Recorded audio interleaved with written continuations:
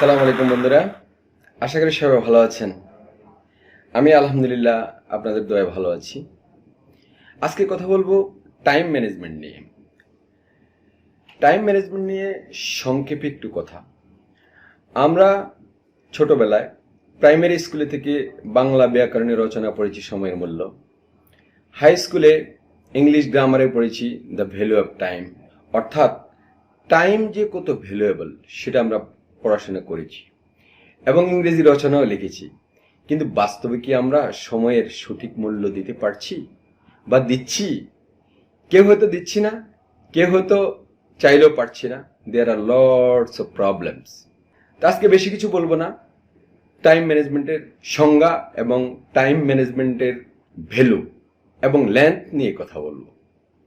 First of all, time management is life management.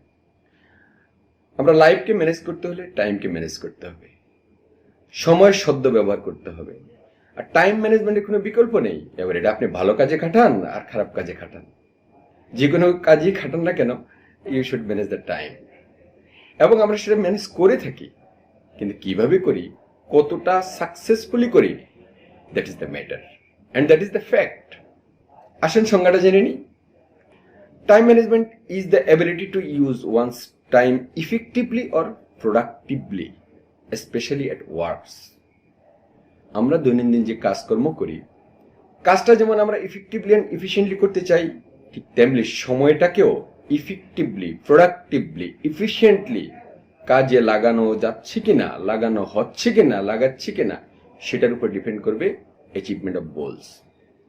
আমরা target achieve করতে পারবো কিনা, গোল অ্যাচিভ করতে পারবো কিনা, সেটার একটা বেসিক ফ্যাক্টর, মেজর ফ্যাক্টর হলো প্রপার টাইম ম্যানেজমেন্ট।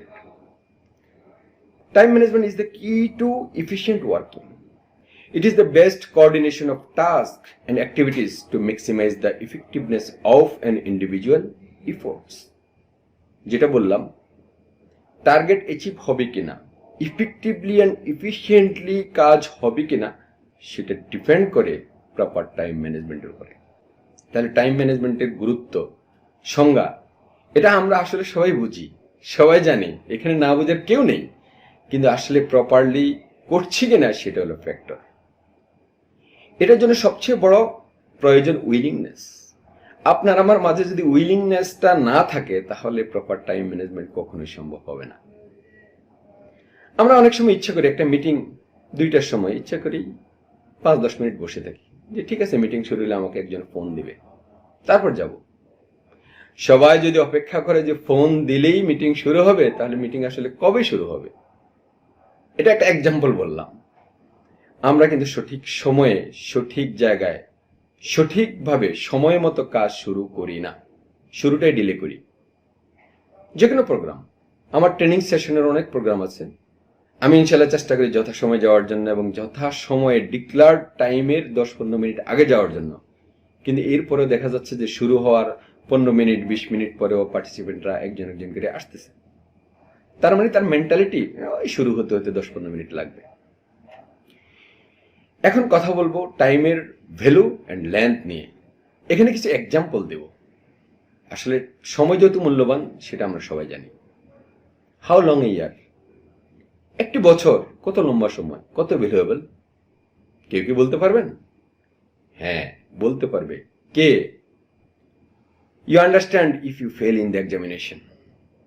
কোন একজন ব্যক্তি, কোন একজন পার্সন যদি এসএসসি ফেল করে কলেজে ভর্তি হতে পারে নাই, অথবা এইচএসসিতে ফেল করেছে, ইউনিভার্সিটিতে ভর্তি হতে পারে নাই, তার সকল সহপাঠীরা তাকে ক্রস করে কলেজ বা ইউনিভার্সিটি চলে গেছে, তার কাছে গিয়ে জিজ্ঞেস করে দেখেন একটি বছর কত লম্বা সময় এবং কত ভ্যালুয়েবল। সে বলতে পারবে আপনাকে রিয়েল ভ্যালুটা। Then how long a month? একটা মাস কত বড় সময়, কত লম্বা সময়, কতটা মূল্যবান? কে বলতে পারবে জানেন? That person if not get the salary. একজন ব্যক্তি মাসিক বেতনে চাকরি করছে, সে যদি কোনো মাসের বেতন পেয়ে না থাকে, অর্থাৎ বেতন যদি না পায়, তার সাথে কথা বলে দেখেন একটা মাস কত ভ্যালুয়েবল এবং কত লম্বা সময়, কত কষ্টকর। Then how long a day? একটা দিন আমরা কতদিন কতভাবে অবহেলায় অপচয় করে ফেলি। ভাবছি একটা দিন আর কি, একটা দিন কত লম্বা সময়। You understand if you are hungry. যে ক্ষুধার্ত, যে রাস্তায় ফুটপাতে বসে আছে, খাবারের জন্য হাত পেতে আছে, ঘরে খাবার নেই, তার কাছে অর্থ নেই, খাবার জোগানোর মতো অসামর্থ্য নেই, তার কাছে গিয়ে কথা বলে দেখেন একটি দিন কত কষ্টের, কত লম্বা, কত মূল্যবান। দেন আসে হাউ লং এ আওয়ার, মাত্র একটা ঘন্টা। এটা কোনো বিষয় হলো? হ্যাঁ, একটি ঘন্টা যে কত মূল্যবান, কত কষ্টের, কত লম্বা। You understand if you wait for anyone. যখন কারোর জন্য বাস স্টেশনে, রেল স্টেশনে অপেক্ষা করবেন, আসছে না কেন, আসছে না কেন।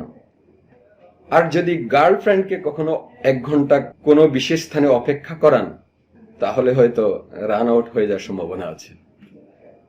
সম্পর্কটাই দেখা যাচ্ছে কন্টিনিউ করবে না। সেই ব্যক্তি বুঝবে যে 1 ঘন্টা কত লম্বা সময় আর কত মূল্যবান। আপনি 1 ঘন্টা কারোর জন্য অপেক্ষা করছেন কোনো বিশেষ স্থানে, দেখবেন যে ঘন্টা আর শেষ হচ্ছে না।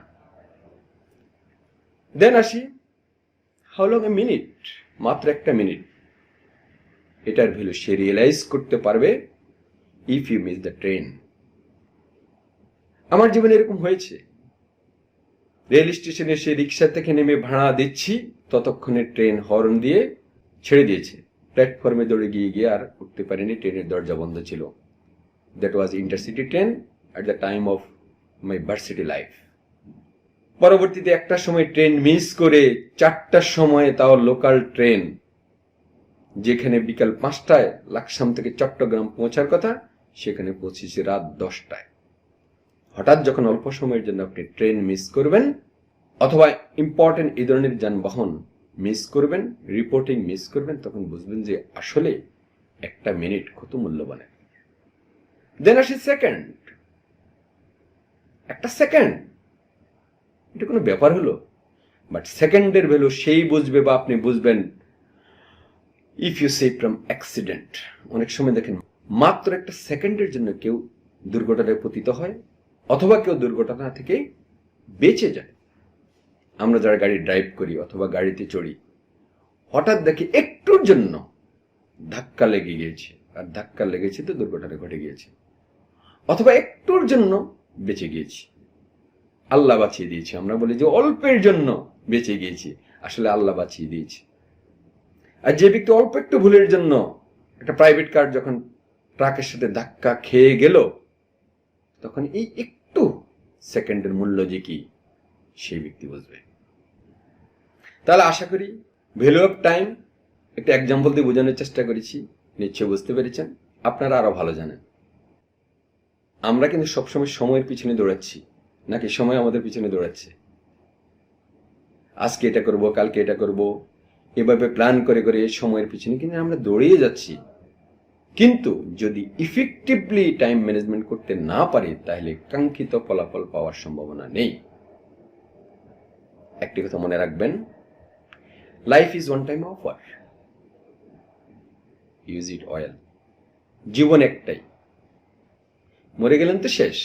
আর পরকালের জীবন আছে, সেটার সাথে দুনিয়ার জীবন কম্পেয়ার করার কোনো সুযোগ নেই। That is different. বাট জীবন যতক্ষণ আছে সময়কে কাজে লাগাই, জীবনকে উপভোগ করার চেষ্টা করি, ভালো থাকি, অন্যকে ভালো থাকার জন্য সহায়তা করি। And always celebrate every success. সফল হয়েছেন, সেলিব্রেট করার চেষ্টা করেন সামর্থ্য অনুযায়ী। আপনার প্রতিবেশী, আপনার অ্যাসোসিয়েটস, আপনার কোলিগস সাকসেস হয়েছে, সফল হয়েছে, আপনি তাকে সেলিব্রেট করেন, উইশ করেন, ব্রড মাইন্ডের হন। কিন্তু অন্যের সাকসেস দেখি হিংসায় জ্বলবেন না। যদি কারো কোনো প্রশ্ন থাকে, প্রশ্ন রাখুন আপনার কমেন্টস বক্সে, উত্তর দেওয়ার চেষ্টা করবেন ইনশাল্লাহ। কারো কোনো পরামর্শ থাকলেও দ্যাট উইল বি অ্যাপ্রিসিয়েটেড। আবারও বলছি, জীবন একটাই, সময়কে কাজে লাগান। অ্যান্ড মনে রাখবেন, really time is more valuable than money, make it fabulous. সময়কে কাজে লাগান, keep in touch with learning. সবসময় নতুন কিছু, ভালো কিছু শেখার চেষ্টা করুন, এবং সেটা নিজের জীবনে অ্যাপ্লাই করুন। Hope the best. Thanks to all my followers and friends. সবাই ভালো থাকবেন, আমার জন্য দোয়া করবেন। সবাইকে আবারও থ্যাঙ্কস। আল্লাহ হাফেজ।